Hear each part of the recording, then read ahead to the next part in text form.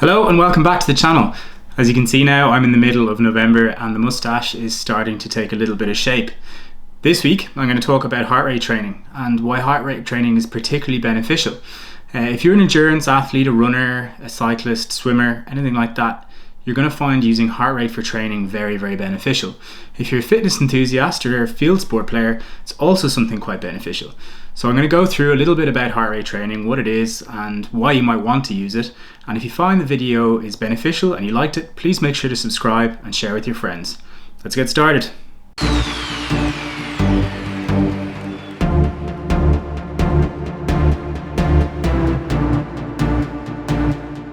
So what is heart rate training? Well, heart rate training is just using your heart rate in beats per minute as a sort of a mapping for your intensity.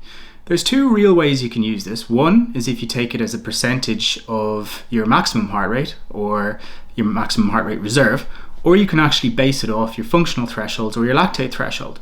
Both are pretty usable, and if you're sort of a bit more of an elite athlete that's got an attention to detail, using your lactate threshold is a really effective way of being very precise with your training. The reason why heart rate training is beneficial is because a lot of the time we judge our efforts by the speed we're going at, and that's not always that reliable. Take a runner, for example. If he's running at a certain pace and he knows that it's an easy pace, and all of a sudden he hits a hill, he's going to have to work a lot harder to get up that hill for the same pace, and he's actually going to be putting a lot more stress in his body. So the good thing about heart rate is it's a measure of our physiological effort, and that's a lot more reliable when it comes to training. Now, that doesn't mean that you never use pace as a judge of how well you're going. That's perfectly okay if you're kind of working on a pace for a race or something like that.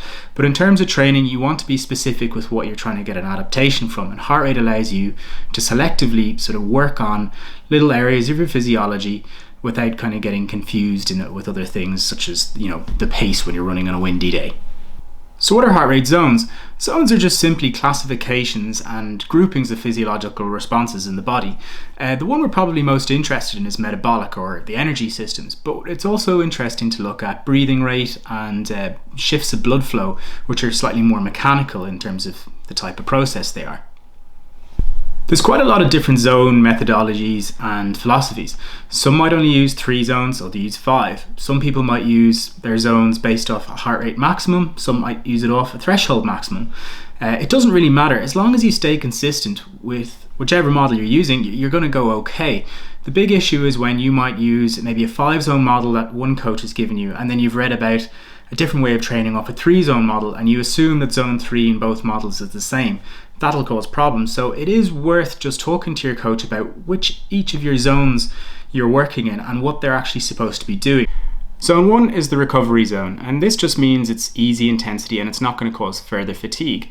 If you have a lot of hard sessions in a week and you want to keep your volume high, putting some zone 1 sessions in between the hard sessions is a good way to get some volume without causing fatigue or taking away from the quality of your harder sessions. So while it doesn't bring a huge amount of adaptation, it can be quite good for getting some heat into the muscle, for getting some movement and getting increased blood flow. So it can actually help you recover a little bit for your next session. Zone 2 is our endurance zone, and this is a really big zone. A lot of really good things happen here for endurance athletes.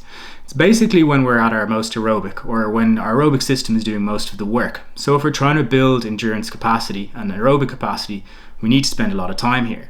So the sort of things that happen in zone 2 are things like heart stretch. Our heart generally will get its most amount of stretch when we're at this intensity, and when it's getting stretched on a regular basis through regular training, it grows bigger, so we're getting a bigger engine.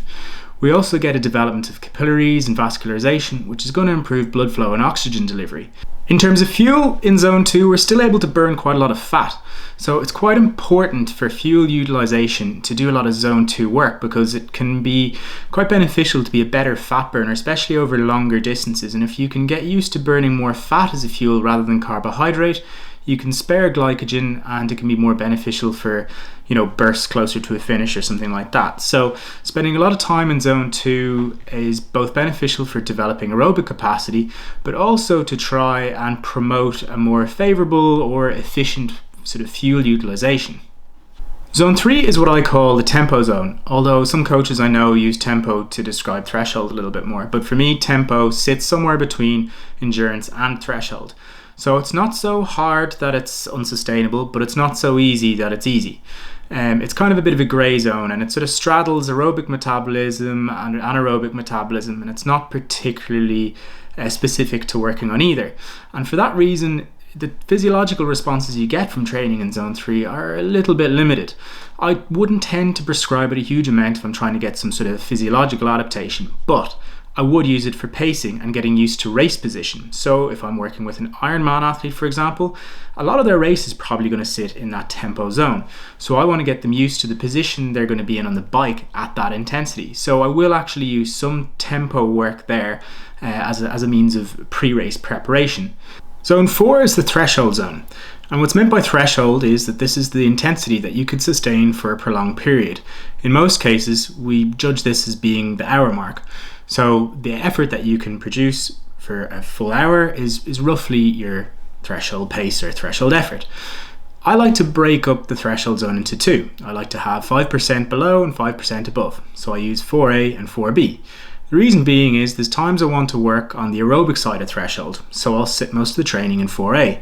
But then there are also times, like with a time trialist, where I might want to get them used to sitting just above threshold, just a little bit higher than what they know they can sustain. This is where we work in 4B. Now, why is it a threshold? It's not really for the purpose of this video, but basically, once you go over the threshold pace, you're mostly anaerobic, meaning that you're going to start producing a huge amount of lactate as a byproduct from carbohydrate metabolism. And this lactate starts to accumulate and eventually starts to shut your muscles down. Zone 5 is the anaerobic zone. This for me is basically anything above threshold. So you're using glycolysis as the main energy system, you're producing a lot of lactate, you're burning a lot of carbohydrate. And because you're producing the lactate, it's not particularly sustainable. Because heart rate has a bit of a lag, it's not really going to be good enough or responsive enough to show you the difference between anaerobic and neuromuscular. So I tend not to include a zone 6 or 7 like other coaches do. The only time I might use 6 or 7 is maybe if I'm using a power zone model, but I don't tend to do that very much. So you can take it as anything above threshold as being zone 5 for my model. So how do you use your zones? Well, they're really there just to classify your overall training. And once you do that, it allows you to control things. But without a plan, it's a little bit limited. I mean, it's always great to be able to control your training and look back and analyze it. But without a plan, it's very, very hard to guarantee progression. And this is where a coach can be very, very beneficial. They'll be able to sort of map your physiology, map your strengths and weaknesses, and then they'll be able to tell you which heart rate zones you need to train in to be able to take advantages of the adaptations that happen. And if they select them right and put it all together well, you'll start to see great progression, and that'll carry over into your race results. So how do you go about actually getting your zones? Well, you're going to have to do some tests, and some of the tests are pretty simple, some of them are a little bit more complex.